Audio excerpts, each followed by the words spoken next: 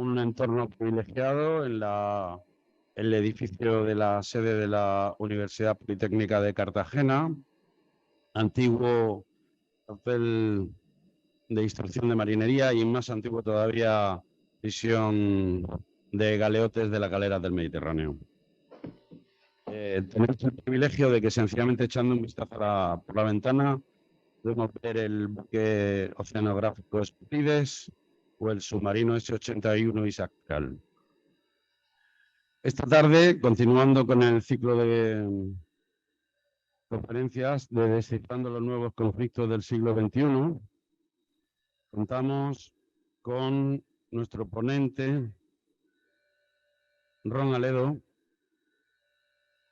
oficial retirado del Ejército de los Estados Unidos, ex analista contratista de la CIA, oficial de Operaciones e Inteligencia del Estado Mayor Conjunto, asesor de inteligencia de la Policía Nacional Afgana. Y bueno, entre otras cosas, ha trabajado para las estrategias multinacionales y ha escrito análisis para la Casa Blanca. Asesor del TAR de Frontera de Obama y comisionado de la CBP y ex analista de la CIA, como he dicho anteriormente. Contrainteligencia de la DIA y director de la Oficina Política Fronteriza de México y oficial de operaciones del Pentágono, asesor de la policía afgana en Kabul. Y Ron, si me oyes, pues con las dificultades técnicas que estamos teniendo, es que vamos a cortar el micrófono aquí en Cartagena y te pasamos la conexión a Miami para que desde allí pues nos hables de esta ponencia que tan deseosa, como decimos en España, tarde de expectación, tarde de los toros, ¿no? De expectación, pero vamos a romper el mito y seguro que nos vas a alegrar la tarde. Pues venga, suerte y al toro, Ron. Hola a todos, perdonen por los problemas técnicos, me parece que había muchos problemas técnicos. Y nada, estamos empezando un poco tarde, pero voy a ir un poco rápido para, para ver si puedo recuperar un poco el tiempo perdido. Muchísimas gracias por la introducción, muchísimas gracias por la invitación. Y nada, pues voy rápidamente a hablar un poco del tema de hoy.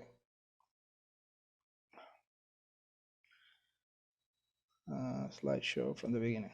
¿Ven la presentación? Se supone que se pueda ver. ¿Se puede ver? Sí, se puede ver. Muy bien, muy bien. Pues gracias por la introducción otra vez. Como dijeron, pues sí, conozco muy bien Afganistán. Estuve 4 veces en Afganistán, 2011, 2012, 2014, 2015. Estuve embedded, como nosotros decimos aquí, con la policía. Una gran experiencia. Y Afganistán, aunque no lo crean, tiene muchísima influencia de la India. Cuando yo estaba allí, por lo menos, no ahora. ¿Alguien me está diciendo algo? Bueno, continúo. Escucho un murmullo, escucho como que alguien me está tratando de decir algo. ¿No? Bueno, pues continúo. Cuando yo estaba allí, que estaba el gobierno entonces aliado de Estados Unidos y de Occidente en Afganistán, India tenía muchísima influencia.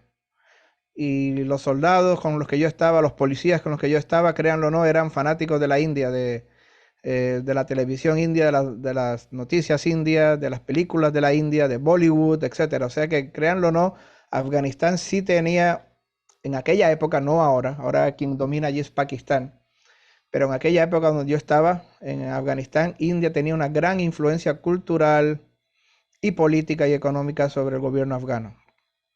Conozco bastante bien a la India, he estado en varios estados de la India. Tuve la oportunidad de reunirme con el Home Minister, que es como el ministro del Interior de la India en el 2017 en Nueva Delhi. He tenido la oportunidad de reunirme con muchos militares indios, con la Policía Federal India, que le llaman el Bureau de Investigations de la India, con la policía regional de los diferentes estados indios. Y obviamente pues mis viajes a la India me han ayudado mucho para entender el punto de vista de la India y cómo la India se entiende y se ve con Pakistán, cómo la India se ve y se entiende con China.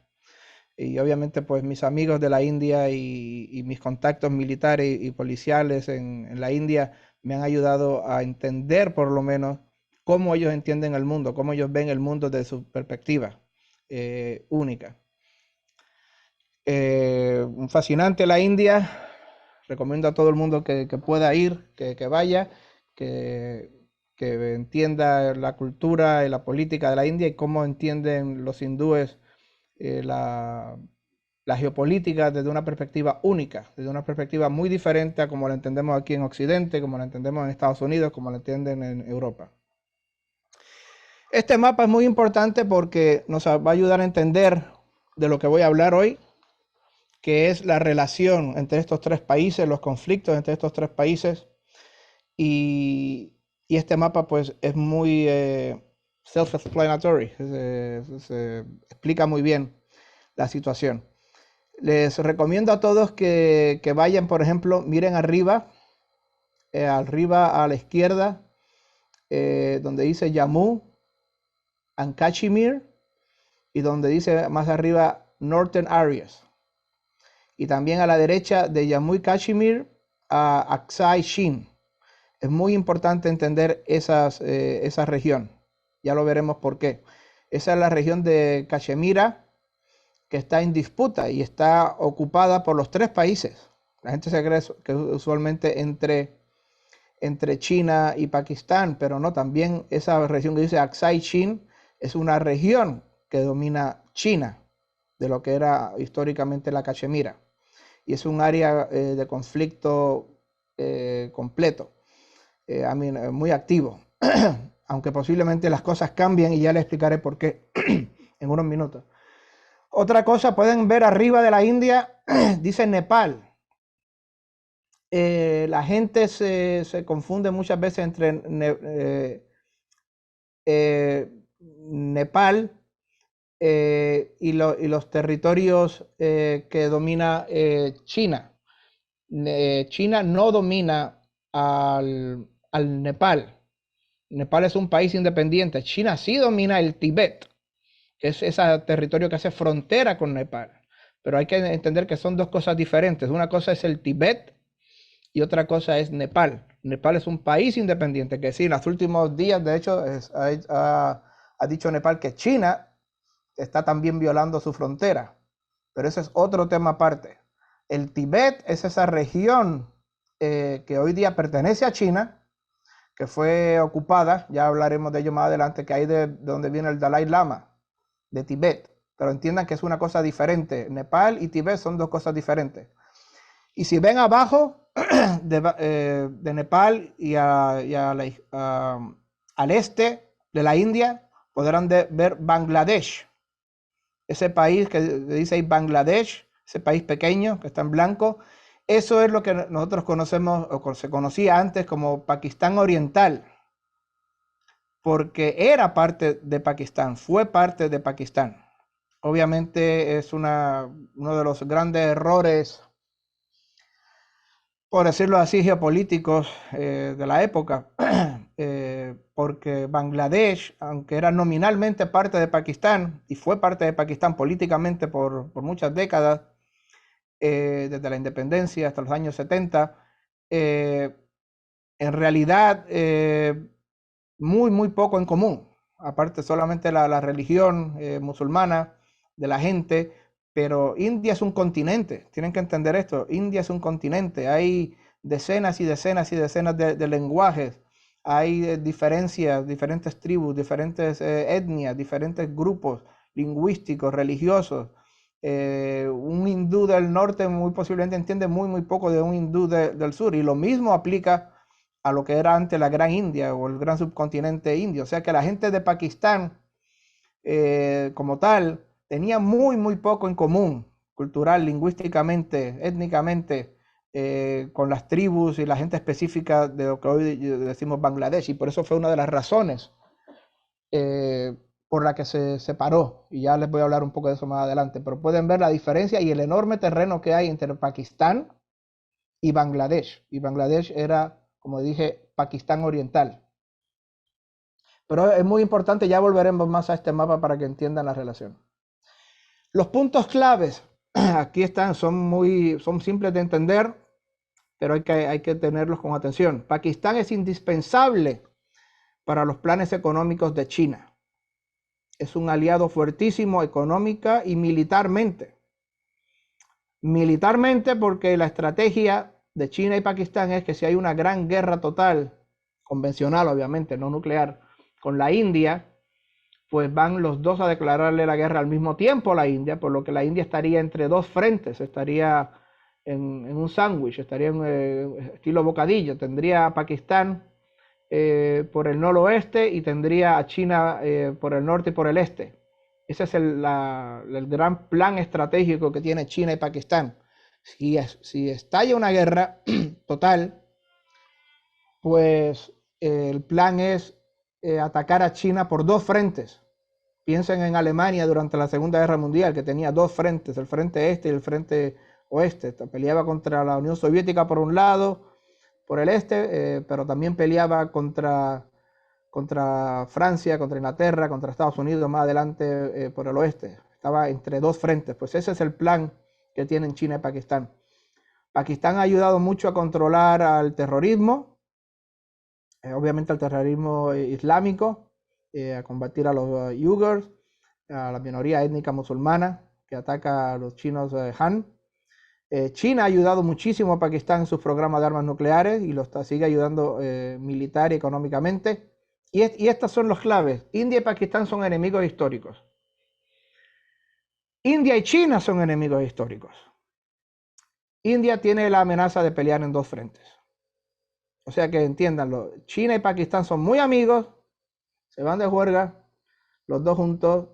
India y Pakistán son muy enemigos y India y China son enemigos. Pero posiblemente la cosa cambie y les voy a explicar por qué más adelante. Vamos primero a entender India contra Pakistán.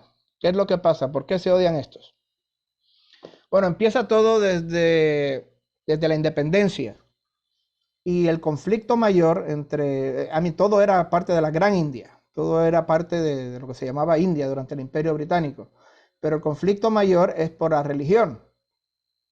La India musulmana y la India hindú, por decirlo así. Y la India musulmana, pues es lo que hoy llamamos Pakistán. Se decidió romper el país en dos. No estoy hablando de los otros pequeños pedazos que también podrían considerarse, como Sri Lanka. No estoy hablando de estos dos países continentales. Se rompió la Gran India con el 47, se dio la independencia, se fueron los británicos, se rompe el país y se rompe más que nada por líneas religiosas. Los musulmanes crean su país en Pakistán con la capital en Islamabad y India pues crea su propio país de hindúes, de religión hindú. O sea que prácticamente la misma gente, obviamente con montones de diferencias tribales, lingüísticas, técnicas, según la región en que vas, pero prácticamente la misma gente, el mismo país histórico que se rompe en dos a través de líneas religiosas. El gran conflicto que existe entre los dos hoy día es Cachemira, porque la gran parte pertenece a la India, no toda, pero esa parte que pertenece a la India, los pakistaníes la reclaman como propia, diciendo que mira, la gran mayoría de la gente allí es musulmana, debería ser nuestra. Pero la India Cachemira tiene una importancia estratégica enorme, India no se la va a dar a Pakistán. Muy rápido, Cachemira está ubicada, ya lo vieron en el mapa, entre India, Pakistán y China, y hay una lucha más que nada entre India y Pakistán por estos países, aunque China también ocupa un pedazo de Cachemira. Han luchado 3 guerras por Cachemira, 3 grandes guerras, 47, 65 y 99. Una guerra en el 71 que fue precisamente, tuvo otro detonante, que fue la independencia de Pakistán Oriental. Obviamente los hindúes, la India se proclamó a favor de los independentistas de lo que era Pakistán Oriental, que hoy día se llama Bangladesh, y obviamente pues eso le cayó como un tiro a los hindúes, que Pakistán estuviera ayudando a los separatistas. Ya en España, Cuando hablo de separatistas, pues ya me entienden bastante bien, porque desgraciadamente eso es un área que los españoles desgraciadamente pues entienden bastante bien, lo que son separatistas. Pues cuando los separatistas de Bangladesh se rebelaron contra la India, somos independientes, queremos nuestro propio país independiente, pues obviamente Pakistán no quería eso, pero India le dio un total y completo apoyo a los separatistas, a los independentistas en el 71. Esa fue otra guerra. Estas son las grandes guerras, pero tengan en mente, ya lo veremos, que ha habido montones y montones y montones de escaramuzas y conflictos menores y pequeños entre la India y Pakistán. De hecho, voy a ir muy rápido porque no quiero que se me acabe el tiempo, porque obviamente con los problemas que tuvimos, ahora tengo muchísimo más tiempo. Además, hay insurgentes en Cachemira, el Frente de Liberación de Jammu y Cachemira, que son apoyados logística, militarmente, con inteligencia por Pakistán, que actúan en Cachemira, y obviamente la India eso le cae como un petardo, que India esté ayudando a... Perdón, que Pakistán esté ayudando a los terroristas o insurgentes que matan a los policías hindúes, que ponen bombas, que luchan armadamente contra ellos. Imagínense por un momento que Francia activa y totalmente el gobierno francés hubiera estado ayudando a ETA en los 60, 70, 80, pues algo así. Es lo mismo que está pasando ahora mismo en Cachemira. India le acusa a Pakistán, están ayudando a los terroristas que nos están matando. Y Pakistán, aunque lo niega obviamente oficialmente, obviamente todo el mundo sabe que es verdad. Así como ellos estaban ayudando a los talibanes durante años. Los talibanes dependían de la ayuda logística, de la inteligencia, de la ayuda económica, de los safe havens que le ofrecía Pakistán. Ya vieron el mapa, básicamente la parte sur de Cachemira la controla India, que es reclamada por Pakistán, la parte norte pues la controla Pakistán. Y China controla Aksai Chin. India tiene miedo no solamente de perder el territorio, de perder ese punto estratégico que hace frontera con Pakistán, que hace frontera con China, pero también tiene miedo a perder el agua. Creen que Pakistán tiene miedo a perder el agua. Pakistán tiene miedo a que China le vaya a cerrar los ríos que se originan en la Cachemira y que por cualquier cosa, en una guerra, en cualquier situación, se rompen relaciones diplomáticas, detenga el flujo de ríos y eso causaría una sequía extraordinaria en Pakistán. Algo así, muy parecido, la gente no lo menciona, pasó en Crimea. En Crimea estaba seca, se estaba muriendo de sed, por decirlo así, hasta febrero, cuando los rusos invadieron Ucrania, porque los ucranianos le habían cerrado el flujo de agua a Crimea. Había una gran crisis de agua en Crimea, los agricultores, la gente para beber agua, el agua para cualquier cosa estaba completamente en una crisis hasta febrero de este año. El gobierno ucraniano había hecho unos muros de contingencia, unos pantanos que cerraban el acceso de los ríos ucranianos de agua a Crimea. Pues algo así es lo que teme Pakistán que India les haga. En la guerra del 47, Pakistán tuvo la victoria, tuvo el mejor momento, fue en el 47, fue del ejército pakistaní. Y claramente hubo un alto al fuego y una declaración. En el 65 estalló otra guerra entre India y Pakistán. De nuevo la Nación Unida se metió y de nuevo se llegó a la paz y fueron a sus líneas fronterizas demarcadas. En el 71 fue otra gran guerra, esta vez no por Cachemira, esta vez por Pakistán Oriental. No quiero meterme en ningún lío español, pero imagínense por un momento que Cataluña se declara independiente y Francia apoya militar, logística con inteligencia a Cataluña. Eso le sentaría como un petardo al gobierno español. Pues algo así fue lo que pasó.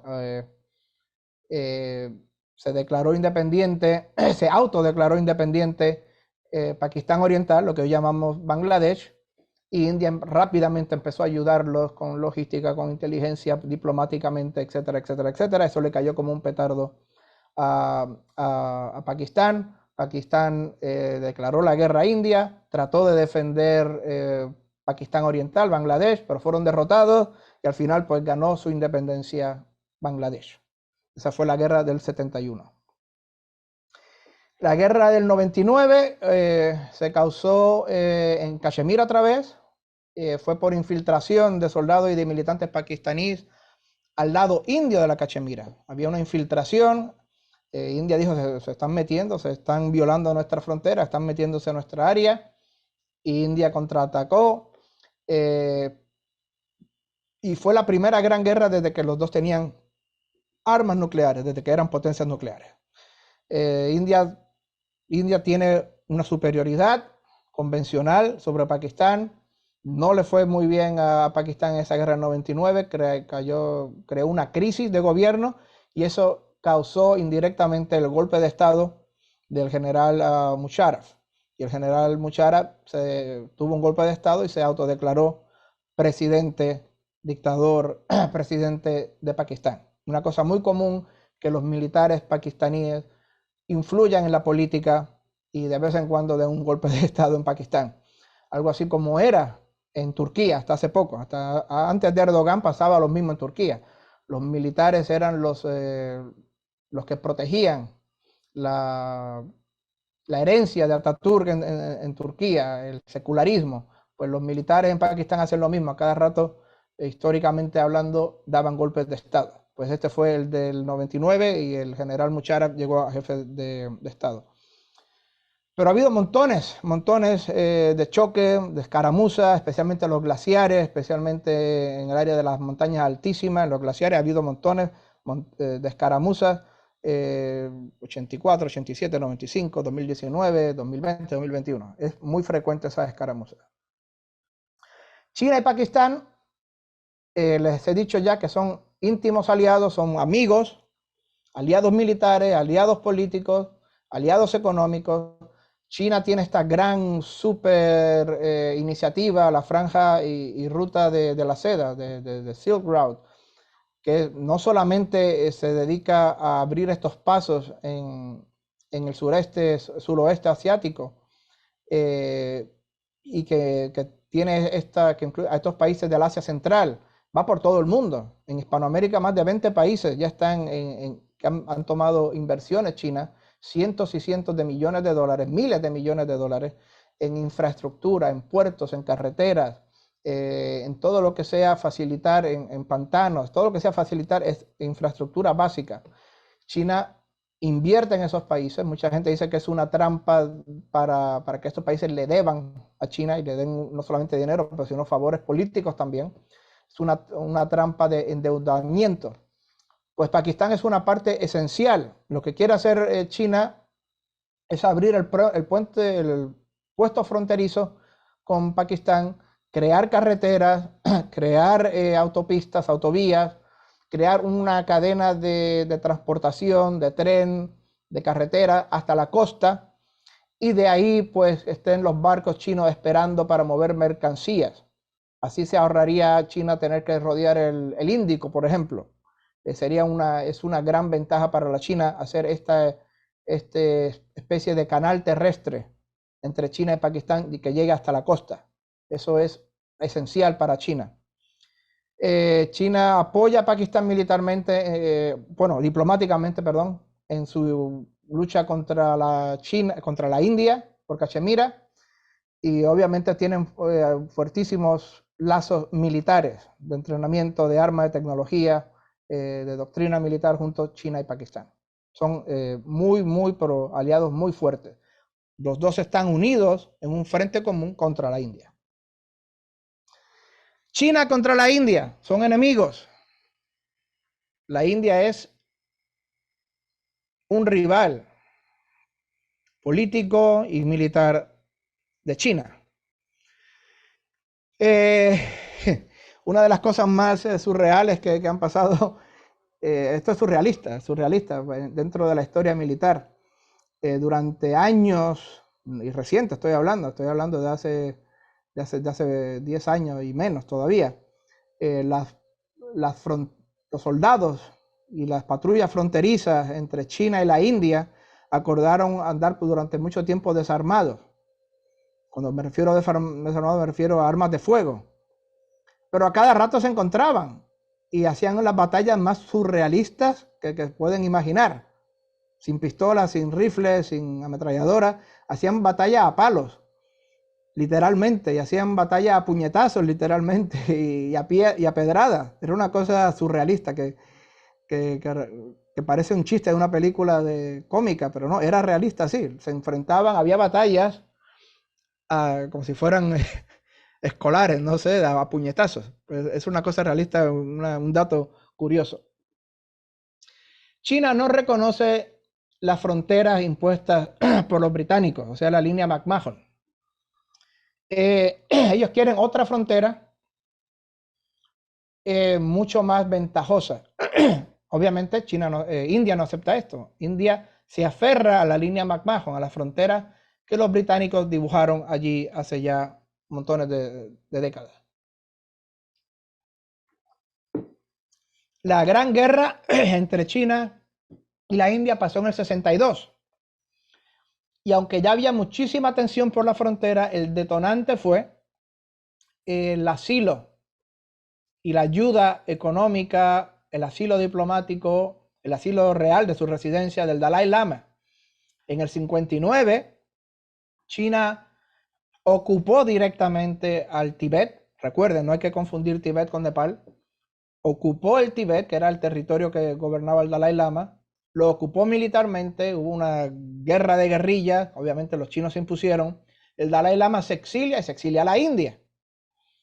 Y eso pues obviamente le cayó como un petardo a China, que el jefe del estado enemigo que ellos acaban de conquistar se vaya a exiliar a la India, y la India ayudó a la guerrilla del Tíbet, a los guerrilleros a luchar contra China. Eso también le cayó como un petardo. Se declaró la guerra, obviamente, y los chinos ganaron. Los chinos obviamente tuvieron una gran ventaja sobre los indios en el 62. Estoy hablando 1962, habla unos 60 años atrás.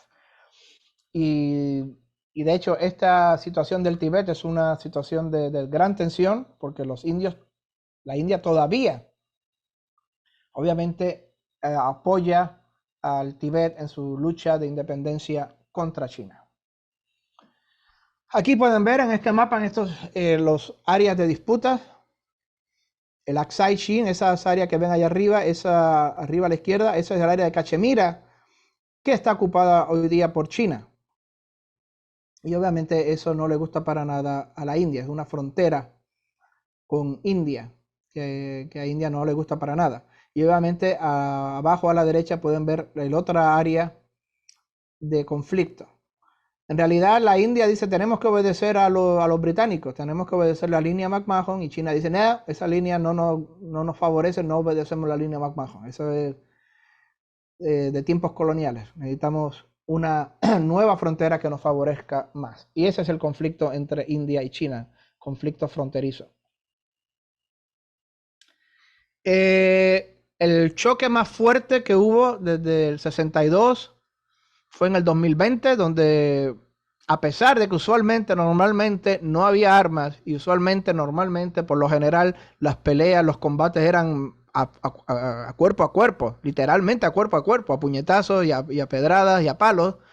En el junio del 2020 hubo un incidente, ahí se sacaron las armas de fuego, hubo una escaramuza, murieron 20 soldados indios y 4 chinos, por lo menos 4, yo creo que murieron más, pero los chinos por lo menos han reconocido 4. Eso pasó en el noroeste, en el área de Akashai donde lo vimos, en la región de Galwan, pero eso está en Akashai, al norte oeste, que es el área que hace frontera con Cachemira. Y a partir de eso, pues, de eso fue hace poco, fue hace 2 años exactamente. Las relaciones se volvieron a tensar muchísimo, la antipatía, la enemistad entre los dos países se ha vuelto a tensar muchísimo, y más que nada ahora hay una confrontación económica. India ha prohibido a montones de aplicaciones chinas, ha prohibido la inversión, ha limitado la inversión de China en la India, ha prohibido Huawei. las marcas de ordenadores Huawei. Ellos dicen que eso es más que nada, tienen software espía. Cada vez que Huawei le trata de vender a alguien ordenadores, no a la gente común y corriente, pero a nivel comercial, a nivel industrial, esos ordenadores en realidad son espías software espía que le envían información confidencial a China. Y por lo menos a nivel comercial, a nivel industrial, China limitó enormemente las inversiones y los ordenadores Huawei en su territorio. Yo creo que esta situación entre China y la India, más que nada, va a cambiar. Esa es por decirlo así, mi profecía. Y va a cambiar para bien, en el sentido de que muy posiblemente, si no es que se va a ir de la noche a la mañana el conflicto territorial entre China y la India, no es que va a desaparecer, pero muy posiblemente yo estimo que se va a suavizar bastante. ¿Por qué? Porque vivimos en un nuevo mundo. El mundo cambió en febrero del 2022 con la invasión de Rusia a Ucrania, y los efectos colaterales de esta invasión, de esta guerra entre Rusia y Ucrania, son gigantescos. La gente no lo nota así, pero son gigantescos, son enormes en la economía y en la geopolítica mundial. Efectos indirectos. Y uno de esos efectos indirectos de la guerra entre Rusia y Ucrania es que el antiguo orden mundial de la geopolítica y de la economía ha terminado. Rusia invadiendo a Ucrania terminó con ese orden. Y lo que vemos es un nuevo resurgir de otro orden económico y geopolítico alternativo. ¿Me explico? Rusia y China ahora están prácticamente fusionadas a nivel diplomático y militar y económico. Por un lado, las sanciones que Occidente le han puesto, las sanciones económicas que Estados Unidos y Occidente le han puesto a Rusia, y la retórica de Estados Unidos contra China. Hace poco Biden dijo que si China, lo dijo literalmente, que si China invade Taiwán, que Estados Unidos va a intervenir militarmente, que no existe ningún acuerdo de eso, no existe ningún tratado de eso, pero lo dijo. No sé si fue que estaba borracho o qué, pero lo dijo así, y eso le cayó como un petardo obviamente a China, que Estados Unidos se meta en lo que ellos consideran una situación local dentro de su propio país. Ellos consideran a Taiwán parte de China. Pues Occidente, aislando económicamente y diplomáticamente, más que nada a Rusia, pero también a China, los ha unido. Y ahora estos países, con la ayuda de otros países, han creado su nueva alternativa al mundo geopolítico y económico occidental. Y no estoy hablando solamente de Rusia y China, estoy hablando de Arabia Saudita, créanlo o no. Estoy hablando de países que se declaran neutrales entre Rusia y Ucrania, pero que en realidad son, más que nada, son prorrusos, o que no siguen la narrativa que dicta Washington sobre Rusia y Ucrania. Hungría, por ejemplo. Brasil, por ejemplo. Bolsonaro dice, somos neutrales. Mentira, no son neutrales nada. Bolsonaro está a favor de Rusia. Tiene Bolsonaro una worldview, una ideología política, filosófica, muy parecida a la de Rusia, a la de Putin. Y tiene una dependencia de fertilizantes, Rusia, que no se la va a dar nadie más. Y aunque se declaró neutral, en realidad Bolsonaro y Brasil son más que nada prorrusos. Y lo mismo ha pasado con China y la India. Los dos obviamente se han declarado supuestamente neutrales, pero de neutrales nada. China es completamente prorrusa y la India también es prorrusa. La India tiene unos pactos militares de asistencia con Rusia que no los va a dejar, aunque por más que Biden se los pida. Biden hace un par de meses, mandó a un hindú.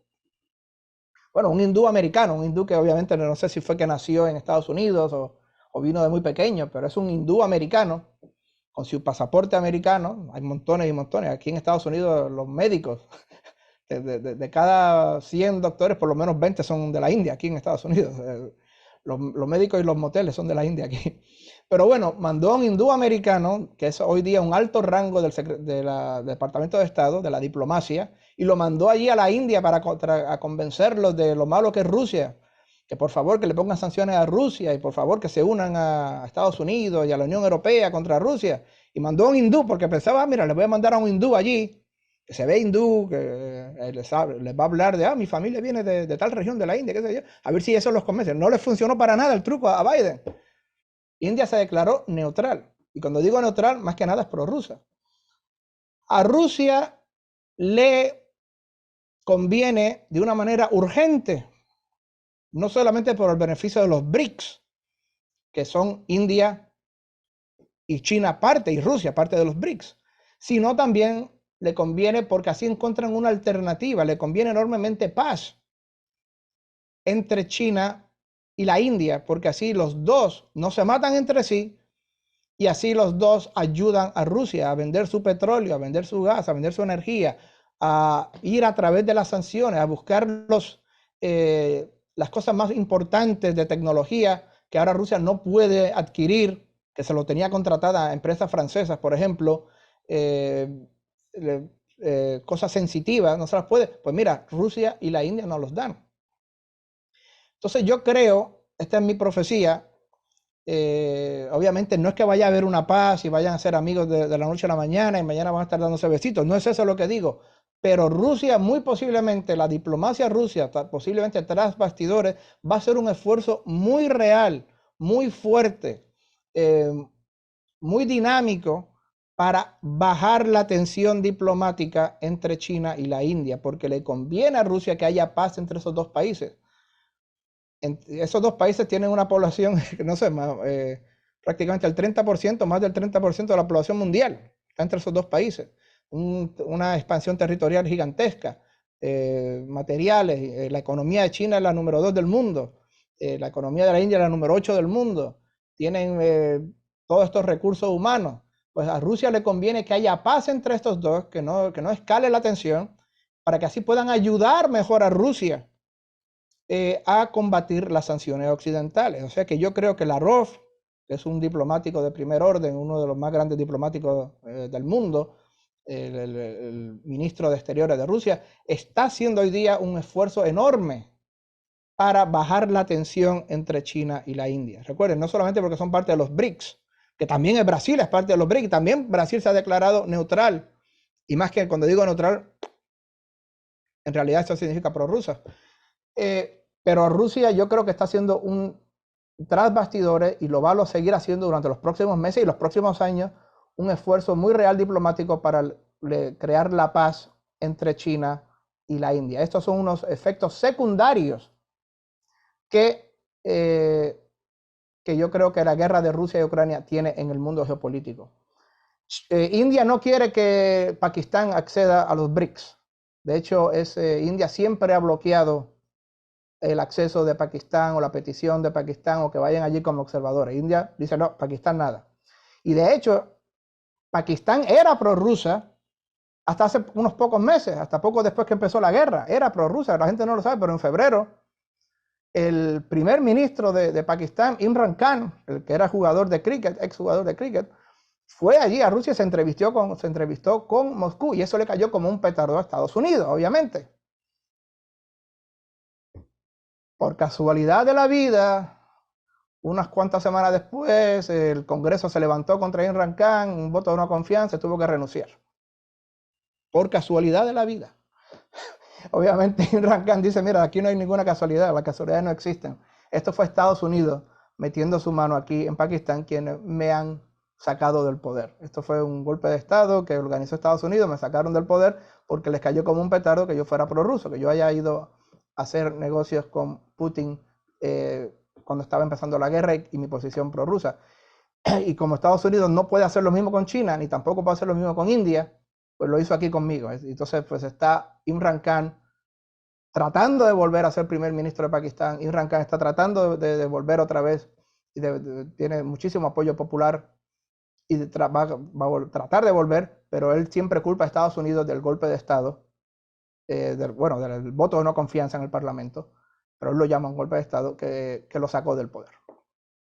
Yo creo que no creo que vaya a escalar. Es posible que esté equivocado, es posible que mañana se entren a bombazos nucleares, pero yo creo realmente que Rusia va a hacer un esfuerzo muy real para hacer una paz, o por lo menos un alto al fuego, o por lo menos una reducción de tensión diplomática y militar entre China y la India durante los próximos años. Y con eso termino mi presentación. Cualquier pregunta que tengan, pues yo aquí encantado a la orden. Muchísimas gracias.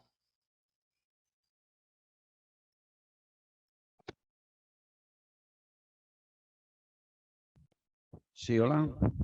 Sí, sí. Rob, ¿me oyes? Sí, sí, lo escucho, sí. Bueno, vale. Sí, bueno, Ron, te agradecemos mucho el aprovechamiento del tiempo que hemos tenido, ese aceleramiento que le has dado a tu ponencia para poder encajar bien nuestro horario. Y por supuesto te agradecemos la aportación en tu ponencia de esos conocimientos que tienes de primera mano. No sé si tenemos alguna pregunta entre el público que tenemos en sala, pero yo sí quisiera, si me podías contestar. Bueno, esta mañana hemos tenido una magnífica ponencia de un coronel de infantería, el coronel Calvo, que hablaba de los 4 ejércitos norteamericanos y nombraba a los marines como el 4.º ejército. A mí no me gusta hablar de los marines, que es una traducción al castellano que creo errónea. Creo que tendríamos que hablar del cuerpo de marines o del Marines Corps, o la traducción correcta sería la Infantería de Marina norteamericana. Probablemente los americanos, sus ejércitos los potencian porque sus guerras las hacen siempre fuera de los Estados Unidos. En Europa, en Corea, en Vietnam, y parece ser que son un factor siempre omnipresente dentro de todos los conflictos norteamericanos. Tú mismo has dicho que Biden dijo que él intervendría en la guerra de Ucrania. Probablemente ha intervenido o está interviniendo logísticamente, pero no directamente. Lo que sí estamos deduciendo de todas estas ponencias es que la bomba de relojería está en Oriente. La tenemos en Oriente. ¿Tú crees que los americanos de alguna forma van a intervenir directamente en estos conflictos que se nos están generando en esa bomba de relojería, que parece ser que todos los ponentes están de acuerdo que ahora mismo se encuentra en el mar de la China? Bueno, pues existe muchísima más posibilidad, por decirlo así, de que Estados Unidos vaya a interferir contra China si es que China invade a Taiwán, de que Estados Unidos vaya a interferir militarmente contra Rusia. La razón es que Estados Unidos tiene muchísimas más armas nucleares que China. Y eso muy posiblemente sea un factor disuasivo a China a no escalar una guerra convencional contra Estados Unidos, a dejarlo en una guerra convencional, si es que algún día, desgraciadamente, estalla una guerra entre China y Estados Unidos. El número de armas nucleares de China es muy, pero que muy pequeño comparada con las armas nucleares, que son más de 5.000 de Estados Unidos. La posibilidad de que Estados Unidos entre en una guerra con Rusia me parece a mí muy, pero que muy poca. Por lo menos no Estados Unidos quiere entrar. Otra cosa es que Rusia la declare o que Rusia entre en una guerra de su propia iniciativa contra Estados Unidos. Pero me parece a mí que son menores las posibilidades contra Rusia. Y la razón es que Rusia tiene tantas armas nucleares como las de Estados Unidos. De hecho, tiene más de 6.000. le saca a Estados Unidos, Rusia, armas nucleares a Estados Unidos. Y además tiene los métodos más modernos del mundo de enviar estas armas nucleares. Gliders hipersónicos, espaciales, que van 13, 14, 15 veces la velocidad del sonido, que cambian la ruta. O sea que una guerra contra Estados Unidos, pues nuclear, sería el fin del mundo, sería lo que se llama como MAD, Mutual Assured and Destruction, destrucción mutua asegurada. Eso fue lo que evitó la guerra entre la Unión Soviética y Estados Unidos, porque mira, si está ya una guerra entre los dos, se acaba el mundo. Nadie gana, no gana nadie. Nosotros tenemos 2 millones más de supervivientes que tú. Hemos ganado. Bueno, eso no es ganar la guerra. 900 millones de personas muertas por todo el mundo. Nueva York, adiós. Londres, adiós. Berlín, adiós. Moscú, adiós. Washington, D.C., adiós. París, un agujero en el suelo donde estaba París antes. Eso no es ganar la guerra. Entonces yo creo que las posibilidades de que, y obviamente Estados Unidos tiene una superioridad aplastante militarmente, convencionalmente sobre Rusia. O sea que si estalla una guerra convencional entre Estados Unidos y Rusia, inmediatamente esta guerra convencional Rusia va a perder. Y para no perder lo que hace, pues mira, la opción Sansón, me voy a morir, pero antes de morir me voy a derribar las columnas y se nos caiga el templo encima, nos morimos todos. La opción Sansón, me muero, pero no me muero solo, tú te mueres conmigo. Y rápidamente Rusia escalaría a la guerra nuclear estratégica, la destrucción del mundo. Por eso es que yo creo que es tan improbable una guerra entre Estados Unidos y Rusia, porque no habría ganadores, sería la destrucción del mundo. Con China es mucho más probable. Aún así me parece improbable. Yo creo que Biden, no sé lo que dijo un disparate cuando dijo eso de que nosotros intervendremos militarmente. Al otro día estaba todo el mundo así aterrorizado. ¿Cómo se le ocurre decir que vamos a declarar la guerra a China? Eso es un disparate. Lo que sí es posible, lo que sí es muy posible, es que si de verdad la inteligencia de Estados Unidos cree que China va a invadir Taiwán, posiblemente se haga lo que hizo Bill Clinton en los 90. Lo que hizo Bill Clinton fue que mandó 2 portaaviones de Estados Unidos con todos sus barcos de apoyo y toda su flota, 2, y los puso allí frente a China, entre China y Taiwán, los puso en la costa, en el mar allí entre China y Taiwán, y eso evitó cualquier plan, disuadió cualquier plan de China de invadir a Taiwán, porque ya entonces los planes logísticos, tener que darle alrededor, es muy, pero que muy difícil. Posiblemente si eso va a pasar, si Estados Unidos sabe que China va a invadir a Taiwán, posiblemente ponga esa flota allí, ponga 2 o 3 portaaviones con todas sus flotas en el medio. Lo que no sabemos es si China tiene ya algún plan contingente para invadir Taiwán sin tener que ir directamente de China a Taiwán, si ya a lo mejor han desarrollado un plan para rodear a Estados Unidos, si es que Estados Unidos pone sus barcos en el medio otra vez. Pero de nuevo, me parece a mí muy improbable una guerra entre Estados Unidos y Rusia, me parece más probable, también poco probable, pero más, por lo menos un poco más probable, que si China invade Taiwán, Estados Unidos se meta de una manera más directa a combatir a la China. Eso sí me parece un poco más probable que una guerra entre Rusia y Estados Unidos. Muchas gracias. Tenemos otra pregunta aquí en sala. Adelante. Buenas tardes, Ron. Muchísimas gracias por tu espléndida, como siempre, presentación.